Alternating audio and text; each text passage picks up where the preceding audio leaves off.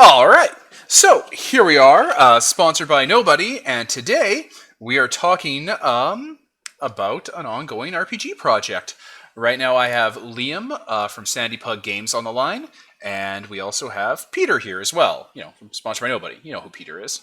And Hi. today, Liam is here to talk to us about their newly kickstarted game, Disposable Heroes. Hello. So, Liam, yeah, just generally, this part, just introduce yourself. Tell us kind of about yourself and Sandy Pug Games, and let's dive in on Disposable Heroes. Sure. I'm Liam. I am I guess you could say, lead designer at Sandy Pug Games. Although Disposable Heroes is not. I am technically not the lead designer on that. That's our other designer, Ren, who's leading that. I am an avid role-playing game fan, like basically everybody that you will have on the show, I'm sure. I've been playing games for a very long time and designing them for slightly less, but still, I think, fairly long time these days. Sandy Put Games for a very long time was just kind of me. I'm sure a lot of folks listening probably have their own, adjective animal games group that they work under. That was just me for a while. And then we had some success with a game that some people may know called Orc Stabber, which led to slightly more success with a game that some people may know called Americana. Oh And yeah, those two Americana. factors, yeah. I've actually But I've heard of that. I've tried to make some time to go through it. It looks really fun. I'm pretty happy with it. It was the biggest project that we'd undertaken, and it's a really beautiful book. That's really when we sort of flexed a little bit and grew very quickly to be more than just myself. Yeah, that was last Uh, October, right? Americana kickstarted. yeah, that's right. I believe the Kickstarter wrapped a little bit before October or a little after October. I can't remember. Yeah. All But right. yeah, it was very cool. That was when we really grew up a little bit, producing that, and we just delivered the PDF of that last month, and the print books are sort of at a point where I don't touch anything anymore. It's all in the layout people's hands. So it seemed like a good time to launch a crowdfunder for the next big project, which is Disposable Heroes. All right. So, for the uninitiated, could you let us kind of tell us a bit more about Disposable Heroes and what the game's kind of about? I know the Kickstarter as of right now is live, so let's point people towards that. Yeah, go and check it out. Disposable Heroes is at its heart a powered by the apocalypse game. You're rolling 2d6, you're adding a stat, and there's several degrees of success. But the exciting part, the fun part about the game is that you are playing with. We got rid of player books. We got rid of character sheets altogether. In their place, you've got this deck of cards. And they're beautiful cards. They're tarot sized. They've got fantastic illustrations on them. I've got some fantastic layout. Really, really cool, sort of vibrant graffiti style. But on the cards, you have a character that has a weapon, a single class move, and their stats and so on. And this character, you draw it at the beginning of the game. Every player, draws one. And when they take damage, they immediately are discarded, and a new character is drawn. And so you have this really cool sort of roguelike experience going on where you're constantly psyching through all of these characters with these weird skills and abilities and so on. That sounds very cool. Overall, Oh, sorry. that's okay. Well, it's the setting which pairs really well with the sort of idea is that this is this future fantasy world where you're really inspired by the same thing that inspired the artwork, which is Jet Set Radio, the video game that was on the Dreamcast and the Xbox, which is really close to mine and Ren's heart. So you've got this like vibrant future world, and you're all playing as gig economy package delivery people. Very grim. Trying we think we've nailed like a sort of black comedy vibe in it really well, where like there's the reality that you're sort of going through this meat grinder and your characters are getting churned up and spit out and murdered and then immediately replaced because the the app that you're working for has so many people just trying to make ends meet. You're trying to get 5 stars at the end. There's some moves for handling how well you do the delivery, and if you mess up too badly, you get fired. That sort of thing. Yeah. So, for reference, for people who might not be aware of the roguelike genre, games that immediately come to mind are like The Binding of Isaac, FTL, Risk of Rain. I actually really like Rogue Legacy for that because it has that whole family tree thing going on. But they're basically games where you will lose your character permanently pretty quickly, but the further you progress through them, and usually the dungeons are fairly randomized or the encounters are fairly abstract and randomized, but as you progress, you unlock things that make it easier on the next run to go on through them. So there's a sort of meta competency that builds up as you get better at playing the game, even if the character is reset to 0 every single time. Right. So, would that be a fair description of kind of the kind of genre we're looking to capture here? Yeah. My touchstone is actually pretty, even a little more esoteric than the things that you named. I'm looking at things like NetHack. Oh yeah. And Brogue and the Doom RL, which isn't called that anymore for legal reasons. Which is to say that like the draw for a lot of those games, and it carries on to this day. Dead Cells does this too. The draw is less in the meta progression and more in the what the randomized dungeon spits out at you and what you can build around as you go. You know, even if you play as the same class in something like NetHack, no two games are going to be the same because you're going to pick up different weapons as you go and you're going to build your character around the equipment that you find. Right. In this, we tried to streamline that by just giving you a different special power as soon as you get kicked out of the game. You get brought back in with this new character that you're going to try to play as, this new play style you're going to have to adapt to. Right. So, one thing you did mention is that you've done away with playbooks in the character sheet, and as far as I can tell, Disposable Heroes is running off of its own sort of custom tarot deck, right? Yeah, the cards are tarot size. It's not a tarot deck. Right. But like it's nice, big, artsy, like, art packed glossy cards that are that kind of layout. Form factor, I guess would be the word. Yeah, exactly. It was important for us to make sure that the cards were like this really fun tactile part of the game because it's important. The smaller normal playing size cards are fine, but there's something about that like extra size card that just really feels good in your hand and feels good to sort of play around with. Yeah, I definitely agree. It just feels better to play around with them. Even like we have a few tarot decks that we've gotten here just from friends and gifts, and just playing around with them as like a mechanic resolution tool. It's weird. It's how the sort of human animal brain works. Yeah, for sure. So eliminating the character sheet and connecting it down to a randomized deck of cards, is there any way to add sort of customization to it as you go along? Not so much. Without there's not like a leveling mechanic or anything anymore. The game's definitely more focused toward one shots and very short campaigns. We actually just had a conversation with someone on Twitter about like how Powered by the Apocalypse spin-off games often sort of struggle with doing progression really well. And Definitely. how like leveling up and adding more power to a character often dilutes them. And sometimes that's fine. Like sometimes it's okay to sort of like expand the character. I think there are lots of games that do it well, but what we're trying to do is deliver what I've sometimes said when I've talked about this game is that whenever I look at a player book for any Powered by the Apocalypse game, there's almost always one move on the character sheet that makes me think, oh, that's the best move. Clearly, like that's the best thing about this character.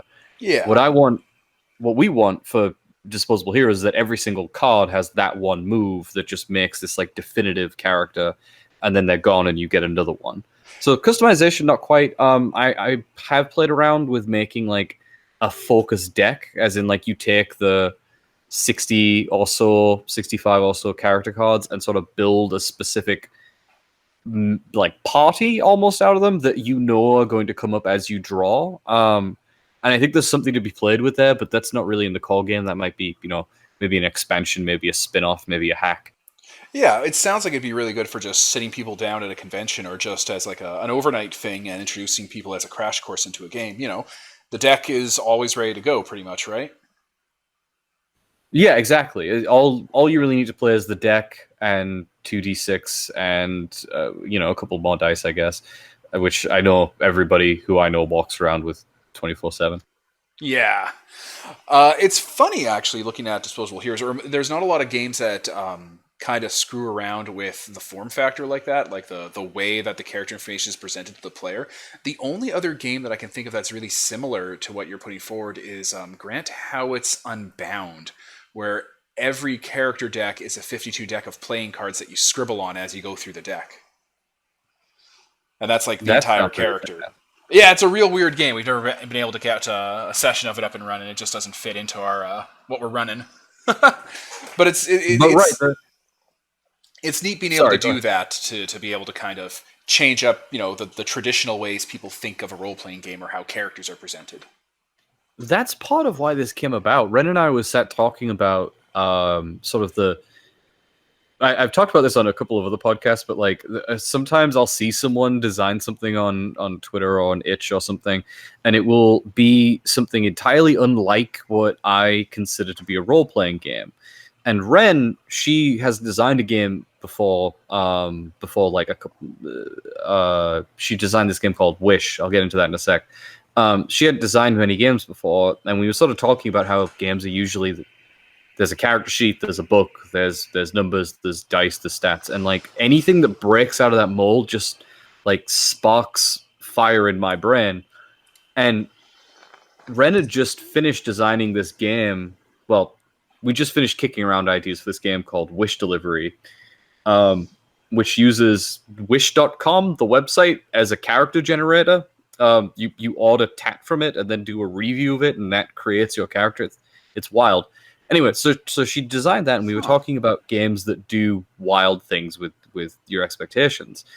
And we just sort of started talking about cards. We just recently, for Orc Stabber a year or so ago, we made these monster cards that were, again, tarot-sized cards that were little doodles, little illustrations with a description of the monster on it. And we were just enamored by the cards, the size of them, the feel of them. We were talking about those. We were kicking the idea around, and we were like, "Why? You don't even really need. You don't need a rule book, really. You just need a couple of rules." And we talked about how both of us have enough of Dungeon World memorized that we could run a game off the top of our heads. And we were kind of thinking about how that could work and how much you could condense those rules down. And it just kind of came out of nowhere, this idea of a deck-based party that you would cycle through, and then all the possibilities of that just started flaring up. Interesting. Yeah, I've seen a lot of pre D&D sort of RPGs that exist out there that also kind of do this, because that was before any sort of standard really hit the public consciousness as far as gaming goes. Someone showed me a couple months ago a book of poetry that Yoko Ono actually wrote, and in one of them is an actual role-playing game based on it's part poem, part role-playing game. It's real weird. And it I've looks. seen this. Oh, excellent! I didn't make this up. I'm not crazy. No, I've definitely seen this. I can't remember a single detail, but I absolutely remember this. Yeah, none of it's stuck in my brain, but it was unlike anything that people would consider like a traditional role-playing game. It was great. But it had to do with like secrets and poetry and writing down and like writing things down and abstract and stuff. It was pretty neat. I like games like that. I think that's something that we should be exploring a lot more, trying to break away from those conventions that we've sort of just picked up from inertia. Right, exactly. One of the things that I think that we try to do at Sandy Pug Games often is kind of like bridge a gap between the really high like concept experimental stuff that a lot of really cool, really talented designers are doing that often kind of gets scrolled away on like Twitter threads and Yeah. itch like forums. Like really, really amazing stuff. Like when I read that Yoko Ono thing, the thing that I thought was like, wow, this could be a $1 download on itch that nobody checks out. See, itch is really great for that. Now that It's all those games are fantastic, starting to be archived there, pretty much. Yeah. It's much better than being on like someone's server that goes inactive at some point for sure. Or just gets lost on TTRPG because it's not, because it's an indie game, but the most current indie games are like a $50,000 Onyx Path Kickstarter because they're very indie. Right, exactly. So yeah, what we try to do is sort of bridge the gap between that kind of like high concept stuff and slightly more. I'm trying to think of a polite word to say, kind of like more expected, more mainstream, more you Traditional? know traditional. Maybe? Yeah, design. Like we try to do really wild and interesting things, but then kind of like give it some kind of twist that makes it so that your traditional audiences might be able to grip a little bit more onto it. That's something that I think we do pretty well. So, Um, with that in mind, with bridging that gap, what's the expected play loop of Disposable Heroes? People going in and picking this up. What is the evening looking like for them when they play this game? What's the draw on that? so you've got what you're looking at is a really traditional sort of almost dungeon crawl setup, right? You're gonna have whatever the package delivery recipient's home is, which we say is, I always say like a black onyx obelisk floating high above a Jimmy John somewhere, inhabited by a demi lich, Mm-hmm. something like that. Like a traditional sort of Dungeons and Dragons style crawl through traps and puzzles and combat encounters and so on. But the twist is, again, you've got those really sweet roguelike mechanics, but also the fact that your characters aren't there to save the day. They're not there to fight the big bad guy at the end. They're in many ways kind of employed by that big bad guy. Suddenly, like, your priorities change, and because your priorities change, your options change too. A story that I told just recently, for example, is that I had a group of people who were adventuring. They were doing the game, and they came up on this gang of kobolds. And the kobolds, were like, "Oh no, we got to fight them." And so the team got ready to throw down. And the one character who was playing the pacifist, Pitbull, said, "Wait a minute, we don't have to fight these guys. We have no beef with them." And they rolled their move, which allows them to make peace for a brief moment. And it turns out that the kobolds were working for a rival app for hiring mooks, basically, for hiring henchmen. And so what happened was these two groups of people who are like both working class, both just trying to make it ends meet, just sort of decided to meet the letter of each other's contracts. They had a quote unquote fight, and then they went on their merry way because the conflict isn't the important thing anymore. Mm-hmm. Throw into that as well the fact that you've got this package you've got to take care of, and suddenly like the risk of dying really doesn't matter all that much anyway. What you're trying to do is protect this package as you go, and the package becomes this like central pillar that connects all of the other characters coming in. So what ends up happening is you've got this very traditional dungeon crawl with puzzles and encounters and so on, mixed with like Oddball from Halo. If anyone's played that, where you have like you're protecting the package, you're keeping it safe, you're making sure it doesn't get damaged, and you're also kind of trying to speedrun the dungeon because the amount of time you take is kind of a big deal. Like if you waste a lot of time, you're going to get a worse rating at the end because they're trying to get that package on time. That actually sounds kind of amazing because I'm just imagining people being like, "Oh, this is a Demi-Lich dungeon. All we have to do is, move behind the stained glass windows, and there's usually an exit shunt." Yeah, or you could be like, yeah, it's really easy. Just jump up against this wall and you'll clip through the floor and get catapulted to the end boss. It's really good. Yeah, he used Wall of Force to set this up. They vibrate at a different frequency than us. Okay, just find a Skyrim door and use that. No problem. Yeah, it's a beholder, so you just have to, make a lot of noise so that he'll look up and make the floor disappear under you. His anti-magic Right. eye. So, like, yeah, it turns out once you take out combat as the main, like, thing that you need to be doing, and then just dust a little bit of interesting, something else to be doing, you could take this classic format and suddenly it becomes this entirely different experience, even before you put in the rapid changing of characters and so on. All right, so that is a concern that got brought up. People like to get attached to things. The famous snapping a pen in half and going, that pen was named Steve, and people freaking out.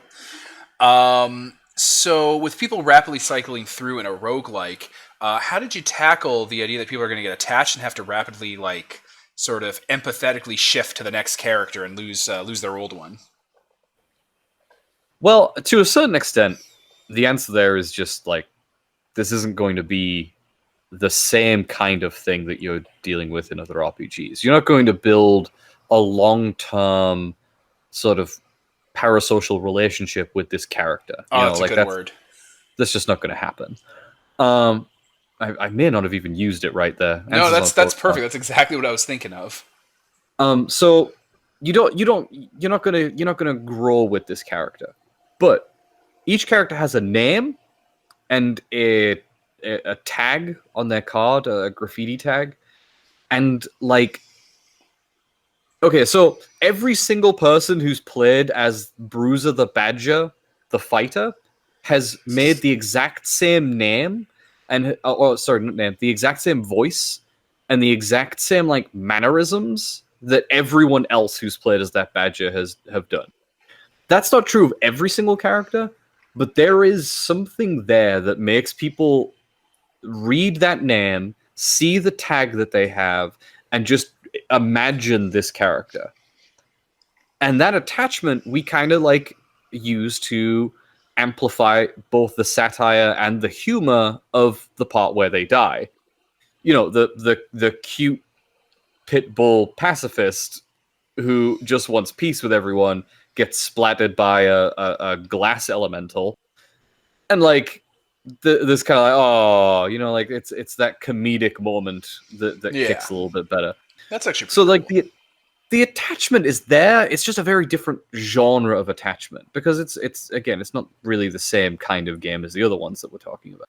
It kind of almost feels like, and forgive me for referencing this game, early League of Legends, where every time you did a fight with the Legends characters, it was actually just you partially puppeting them or partially like syncing them. So every fight they were actually fighting, and even if they died, it didn't matter because they just went back and hit the showers afterward.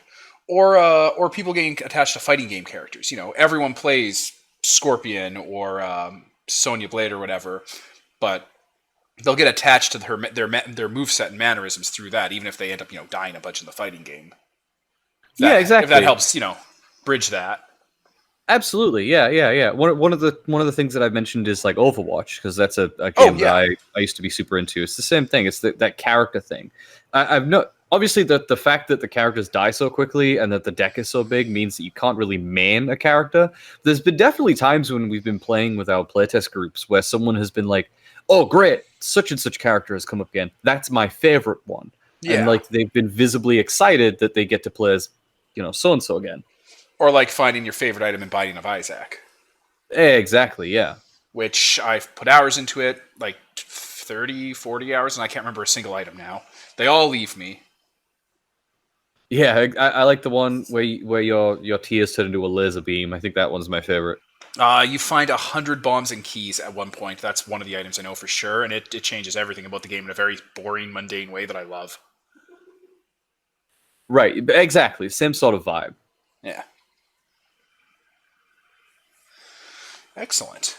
Well, that sounds like a great way to kind of shake that attachment up. As in multiple games and multiple cycles, people are going to be always using this kind of core set of characters as they pop up. So it's like, oh man, it's that guy. Yeah, exactly.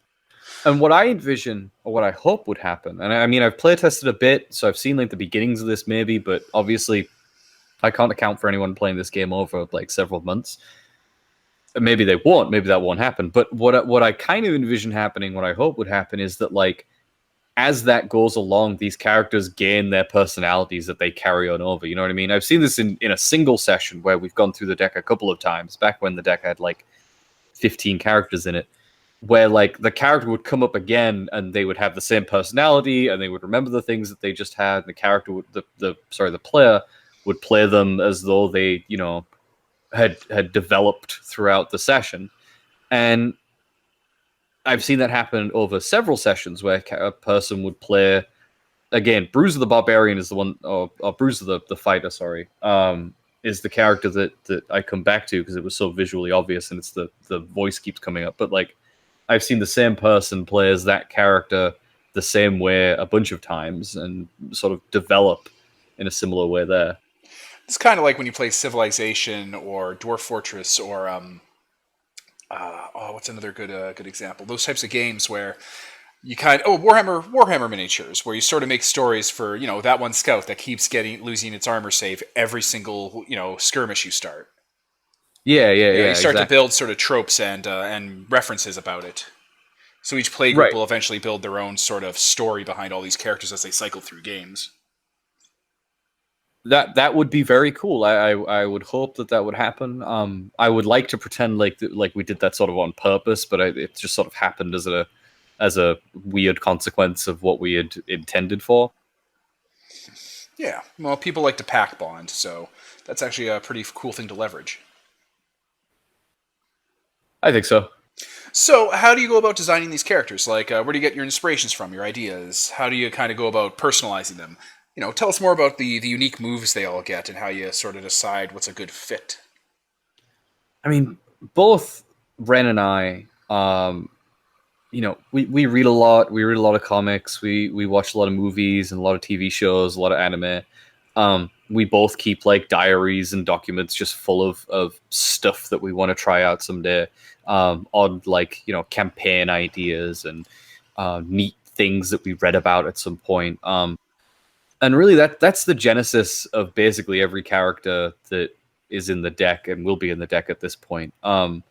Actually, funny thing, we had about 40 characters at one point, like written down in a big document somewhere. We had like 40 different classes, and Ren turns to me and says, we probably wouldn't be able to get 100 characters. Like we'd already talked about getting 60 total, but she was like, we probably can't get 100 characters. I think that would take a long time to come up with 100 characters. And I said, oh yeah? And I just sat down and fired out like 60 new character classes. No moves, no abilities or anything, no names. But like, I just sat down and came up with like 60 concepts. And she was like, okay, smart ass. But obviously, the hard part is actually going back and making any of those ideas worth a damn. But it's a lot easier than you think. You're only writing a single class character for each one, a single class move for each one rather, which means you're not. I used to write Dungeon World playbooks as my main bread and butter thing in the role playing game community, and I would always write your typical Dungeon World playbook has something like 20 different class moves once you factor in all the advancement moves. And I would always write 18 and then be stuck for like the rest of the day. When you're only writing one, and that one has to be the sort of the center thesis point of the character, the center point, what the core of that character is. Coming up with the idea isn't really the hard part. Making that the best idea it is the hard part. And we have to kind of like play around with it and workshop it and so on. Sometimes that comes very quickly. Sometimes that takes a long time. As for moves that I'm most excited about writing, I really enjoy, and maybe this is just because I really like the breaking of the mold stuff, but I really like how a bunch of the characters in the game have abilities that explicitly mess around with the deck and card relationship going on. Yeah. Like the one that's in the playtest deck that you can play around with right now is the chef, who's a raccoon. And their ability is that if they have a cooking fire, they can cook 2 characters and basically allow extra draws on the deck and allow people to. Oh, I dropped out there. Yeah. Edit this. Oh yeah, definitely. Basically, they're able to draw 2 cards and pick one. After the raccoon cooks 2 of the characters in the party, which is grim, but also pretty funny, and also mechanically interesting and mechanically fun. There's a move in the game that allows you to discard your character anyway, but it's usually kind of a bad idea. And this allows you to do that in a way that lets you cycle through characters and also get a bonus instead. So there's also these moves that you've that kind of are the thesis statement for these characters. The big question I have is, do they sort of subvert the core mechanics in fun ways? I say that in referring to this article someone wrote about playbooks for Power by the Apocalypse, and how each playbook should be kind of its own little mini game. And with roguelites, like a roguelike Power of the Apocalypse, that seems like fertile ground to kind of explore that, where each kind of quick and easy character sort of does something very different and changes how you're going to play the entire game a bit. Do you kind of explore that with that?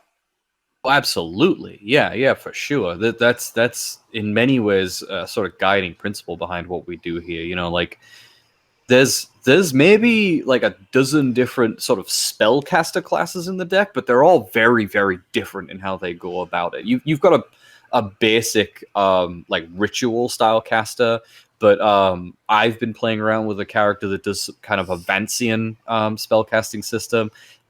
We've got a trash mage that does magic based around summoning trash, and the way how players like tweak with that is really fun. Like the way how they mess around with what constitutes trash is really cool. And like we've got a bunch of martial characters that play very, very differently, and like I say, we've got a whole genre of characters that do things that literally is impossible in any other Powered by the Apocalypse game because they directly interact with the deck on the table, again, in a variety of different ways. Some characters burn cards off the top of the deck to empower themselves. Some characters, you know, like I said, distribute extra cards to other people. I've written a character that uses characters from the deck as armor, things like that. Cool. So how many characters are in how many characters are in like the initial sort of deck of the game that's coming out that have been designed so far? There's three answers to that. The first is that the print and play set that you can go and check out right now has something like 30 characters, I believe. We may have bumped that up since, we may not have. The number of designed characters wobbles somewhere between 50 and 40, depending on the day of the week, whatever we're working on. And then in the end, we're hoping to have 65 cards in the deck, with about 60 of those being characters, and 5 for setting and rules and that sort of thing. Cool. So what sort of genre does the game kind of cover? You had mentioned that it was very D&D gig economy inspired. Is that purely going to be sort of fantasy, modern satire? Yeah. If you had to put like a sort of a Dewey Decimal System label on it, that really would be, quick I and think, dirty. what you would do. Yeah. If I have a little longer to talk about it, you've kind of got the setting of Jet Set Radio and the roguelike mechanics and the D&D dungeon crawling all kind of meshed in a big pot, with a bunch of playing cards thrown in for good measure. Mm-hmm. Any plans to kind of swing into other genres that kind of take advantage of people constantly being broke and having to do awful stuff to survive? You know, Shadowrun style, or even that sort of Firefly angle? Not right now. It's a really cool idea. We've definitely been kicking around the ideas of like what we could do for expansion decks and expansion packs, and playing around with like different settings and so on, like you were saying, but nothing massively concrete yet. I think that one of the fun things about the game, and this works for some people, this doesn't work for others, I get it, but one of the things that I enjoy is that like the theme, the setting isn't really the theme. Like you sort of touched on there, the game is about people who are in a shitty situation that are doing something they'd rather not be doing to survive.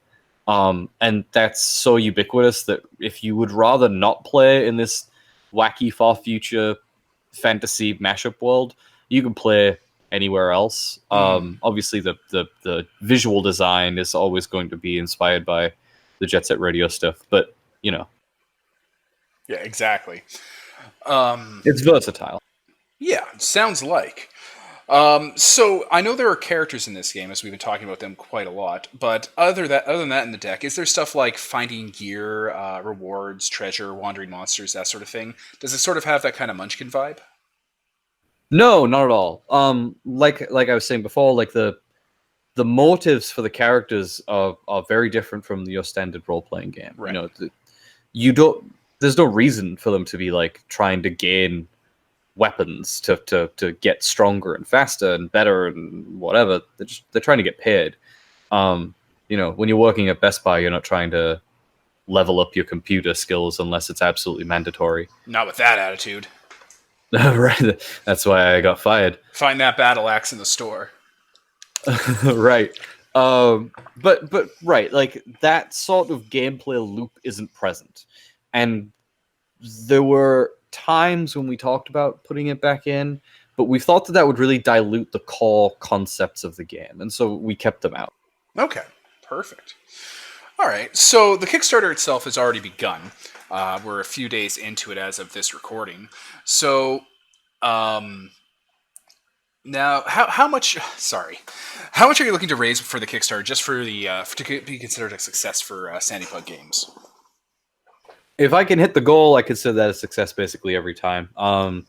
The goal for the Kickstarter right now is 14,500, which is a little high, but that's because we're paying people a fair wage. That's because we're paying a couple of people a nice fair wage, and I think that they're doing really incredible artwork that deserves proper remuneration. And Absolutely. so I'd rather set a proper goal and risk not hitting it than set a low goal and have to underpay anyone. Yeah, exactly. That's something that's important that people kind of pivot towards in the hobby these days. We undersell ourselves so much. You Exactly. know, a lot of people here think that we're in the business of writing rule books. A lot of designers are, but like a lot of the games that we kick out are art books. They're like premium table, like coffee table display pieces. I like Yeah, the idea that absolutely. you could make these on like I see Kickstarters for like $4,000. That's absurd. That's like I've seen coffee table books that have budgets of tens of thousands of dollars because art is expensive, rightly so. Yeah, to get people to buy a physical book, the demand for it to have an A+ layout, excellent art pieces, it has to all be the same type of style, and it has to go on a shelf and line up, and all that is enormous. But the prices for it certainly don't reflect it. But yeah, a lot of people are pricing their stuff at like $20 for like a couple hundred pages of incredible work, and then a lot of people are demanding prices less than that. Yeah, A lot of people exactly, are on Drive-Thru RPG like complaining that a $10 PDF is too expensive. exactly. So, and of course, this Kickstarter, seen as it's the card game deck, the rules and whatnot. There's a lot more physical components going on with that. Right, exactly, yeah. Um, so, what is the planned release date after the Kickstarter ends, and presuming that it succeeds and hits that We like to goal? give ourselves a lot of room. We like to make sure that we're not over promising. We were talking about December of next year ish. Um, that's the goal. We hope that we hit that. We think that we can get the images and everything drawn by then, and we think we can get things shipped and tested and everything by then. Is that completely completed, or is that, say, the digital portions of the game being finished and then moving on to physical production? My estimates say that December of next year, presuming we get funded this month, December of next year is when we should be able to be beginning shipping the stuff out. Okay, excellent. That sounds like a pretty good turnaround, especially for a game like this. Yeah, I mean, fingers crossed. I don't want to. I don't want anyone quoting this to me in December of next year, with shouting, "Where's my deck, man?" Yeah. Um, I'll do my best. We haven't.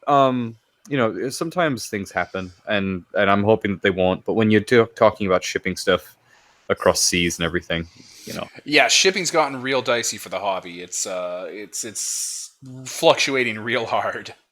oh yeah, oh yeah, Even the heavy hitters, like even those people that are constantly putting books out for like companies are suffering from that. right, and that's without talking about like your normal delay stuff. I have a friend who kickstarted their game, and they had all of this extra time put in, and they were talking to me like 3 or 4 months before the game was supposed to ship, and they were like, oh, it's on the boat from China coming over now. I'm really excited. I'm gonna get everything delivered early. And then like 2 months pass, and they're like, I don't know where my games are. And they contact the company in China, and the company in China is like, oh, we don't know where the games are either. They didn't show up. And presumably there's a shipping container somewhere in New Jersey or wherever just full of this board game. And they had to get a second order shipped out, and it was a huge kerfuffle. These things happen. But like, yeah. Oof. That's why we like to give ourselves room. Yeah, I know a few artists that were priced right out of the hobby because their commissions were coming out of Britain when Brexit happened, and that did not go well.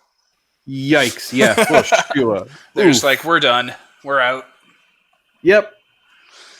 But yeah, shipping physical products. Yeah, it's always an exciting thing to do when you're running a game Kickstarter. And What I'll be kind of? straight up. This is the first time Sandy Pug Games has ever done a physical product shipping. So like, I'm still learning. I'm excited for the opportunity to learn this stuff. It's not something I've done before. Yeah. What kind of rewards are there? Like, what kind of backer rewards are thrown up for the game right now? We are keeping things pretty simple. Keeping things nice and streamlined. So the primary reward is of course the deck, and then we have a signed box of the deck, which I say signed mostly. I think people are backing that because they get my dog Pumba's paw print on it. He is the Sandy Pug. Then we have your sort of general name a character, build a character sort of stuff in there. Yeah. I have done wacky tiers before, and I've had a lot of fun writing those, and sometimes they can be a lot of fun, but in the end, like, especially with my first physical thing, I really wanted to keep things as stripped down, bare metal as I could, because the less things that we do silly, the less things can go wrong. That said, Sunnyput Games has a little bit of a reputation for getting up to some wacky nonsense after our Kickstarters are wrapped. And I'm talking ARGs, I'm talking sort of like fun games that we play with our backers, and I'm not going to spoil anything because I like to keep that stuff as a surprise, but I'll just say we've got some plans for that. Those aren't really backer tiers. If you back and get a copy of the game, we'll make sure you're involved in the silliness, but Is there just, like a community that people can join if they want to kind of take part and get interested in the games that you make? Not yet. I have a Discord server that is dead. But maybe I should set one up in the wake of this. Maybe we'll have a proper Sandypug Games community to hang out in. Nice. Stretch goals. What kind of stretch goals do you have lined up? I have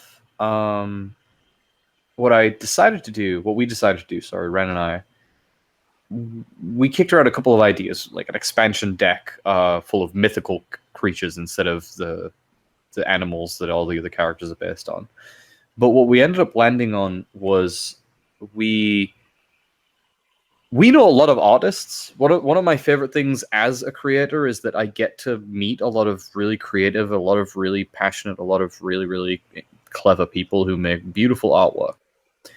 And I really love to pay them to make cool artwork. So we gathered up a bunch of the artists that we know and a bunch of these people that we think are absolutely just incredible talent. And we said, okay, every $500 that we get over our goal, we will pay each of you to make one of those tags for the backs of the cards. And so the stretch goal, the only really one that we have, is for every $500 that we get above the line, we'll add an extra 5 cards to the core deck, and they will all be illustrated by one of 5 guest artists who all have very, very different styles. And we've told them that they should be drawing these in whatever style they like. And so you're going to have this card deck of about 60 cards or so drawn by the designer Ren that are in this very loud, electric, Jet Set Radio-inspired graffiti tag style. But we have someone who is a lot more watercolor style based. We've got this sort of comic book style character. One of the people mentioned that they might do some pixel art tags. So that's going to be really cool. I think that's going to be a lot of fun. It's excellent. So we've talked about sort of the Kickstarter, the game itself, Sandy Pug Games. Could you tell us who's working on the game with you? Yeah, so the full team is Ren, the artist and primary designer, who is doing a fantastic job coming up with some really, really amazing things. There's myself. I am co-designing, and I guess you would call me the project lead. I'm doing a lot of sort of the nitty-gritty work and the promotion and all that stuff. That's why I'm here. We have a layout artist called Francita Soto, who is excellent. Just excellent people. We also have another artist, Hector Rodriguez, who is doing guest art on the project as well. They're going to be doing a handful of cards for the core deck. And then our guest artists are pardon me, let me do that one again. Our guest artists are Andy DiSpirito, who did the core art for Americana. And Oh. if you've seen Americana, mwah, you're very excited to have them working on this game. Yeah, it's cool they came back for that. Yeah, I think I'll be working with Andy for as long as I can afford to pay them, which, if they keep making stuff as high quality as they do, won't be for very long. So please give me money now before they become a massively, massively successful person and I can't afford them anymore. That we've got happens Liam more Mitchell. often than you'd think, listeners. I would love nothing more Right? if I have one wish, it would be that everyone who I work with becomes too popular for me to You get hire them priced again. out. Yeah. Yeah, it is. It's a good problem to have. We've got Leah Mitchell, who's also a guest artist, also excellent. Jacob Northup, also a guest artist, also excellent. And two people whose actual real life names they haven't given me, but I've seen their work and they've worked with me on other projects. Camopon and Zacio, who also guest artists, also excellent stuff. The only reason I was very effusive with my praise for Andy is that we have worked one-on-one on this Americana thing for a very long time now, so we're very close. But the other guest artists are just excellent, just wonderful people, and I'm really excited to see what they do. Perfect. So, I guess at this point, what I want to ask is, how, from the inside perspective of starting your own sort of game production group, how does that look from the inside out? From starting out from being someone who enjoys games, reading them, playing them, sort of tinkering with them, to running your own, multiple successful Kickstarters. What's that journey like? It's a lot of screaming. It's a lot of screaming. I mean, I think it depends on who you are. I think it's one of those things that's different, from wherever you're starting from and whatever your conditions are. For me, it was wanting. It began with my brother wanting to play a storm wizard in Dungeon World, and me making a storm wizard character, and then other people playing in that campaign wanting custom moves and custom characters, and me making those. And then me thinking that some of them might be good enough to sell and putting them on Drive-Thru RPG, and then promptly forgetting that I put them on Drive-Thru RPG and leaving them alone for 2.5 years. So I ended up with a bunch of those publisher points you can use to promote your stuff. I can recommend that if anyone's got 2.5 years to waste. And then, just having ideas for campaigns that didn't get run, but I thought would be fun to write up for someone else. Adventures that I ran at Gen Con and other conventions that people seemed to like a lot, so I wrote them up. I didn't have any art skills, so I leaned on these Photoshop abilities that I had, where I would just sort of photo manipulate free art or free photos and that sort of thing. And then having this, just sort of like incrementally building on all of that up to a point where bigger projects seemed like fun to make, seemed like something that I could get my teeth into.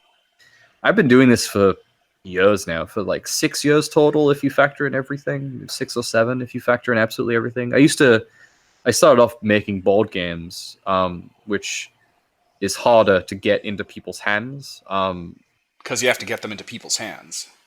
Well, exactly, right. You have to produce them in some way, right? With role-playing games, you can give someone a PDF and they can enjoy what you've made right out the box. With making board games, it's like, if I send you a PDF, that's a evening that you're going to spend putting together this thing. And maybe you won't put it together right. Maybe I'll have sent you bad instructions. Maybe the rules aren't as clear as they should be, and you're having a frustrating time. If the rules are unclear in a role-playing game, you can just yell at me and I'll fix it right there and then. Exactly. So that seemed like a much easier, sort of low barrier to entry thing for me to get into, to sort of turn from being a consumer of this art form to being someone who creates things in it. And I don't know. The journey's been a long one. It's been an interesting one. Generally, I just try to have fun and experiment and play around with what is happening out there. My one big break, Orc Stabber, was really popular for me. for like someone of my sort of level at the time, and it was largely popular because I was just messing around with Kickstarter and the concept of Kickstarters and what was possible on that platform. And like we've just kind of gone from there, trying to make unique, cool things, stuff that you're not seeing anywhere else, and just seeing where that takes us. So really, a lot of it seems to come from committing to sort of the process and like going back, revising, learning, kind of teaching yourself as you go, right? There's no real not to downplay what you've done, but there's no real magic formula. You have to go out there and put your work out there and kind of learn the ropes. That's absolutely right. There's nothing downplaying about that. That's just what it is. That like I started. I mean, also, I'd be remiss for not saying that a great deal of luck is involved. An enormous amount of luck. We're getting into like what makes success at this point, but like tricky conversation. It's right. Every single ounce of success that I have really boils down to a great deal of luck and fortune and people being kind enough to sort of like open a door for me or help me up here or there.